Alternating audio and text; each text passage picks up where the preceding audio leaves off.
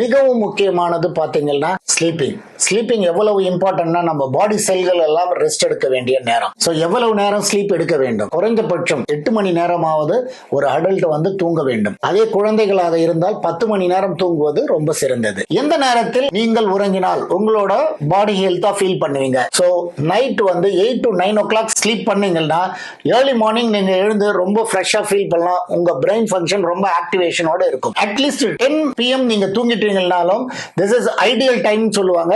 நீங்க 8 hours அதுல இருந்து கால்குலேட் பண்ணி தூங்குனீங்கன்னா உங்க பாடி செல்ஸ் எல்லாம் ரெஜெனரேட் ஆகி நீங்க ரொம்ப ஹெல்த்தியா ஃபீல் பண்ணுவீங்க. இதே வந்து நீங்க ரொம்ப லேட் நைட் ஸ்லீப்பிங் பண்றீங்கன்னு வச்சுங்களேன், என்ன ப்ராப்ளம்னா that is 12 o'clock 1 o'clock 2 o'clock பண்ணும்போது உங்களோட பிரெயின் செல்ஸ் எல்லாம் ரொம்ப வந்து ஆல்டர்ட் ஆகும்.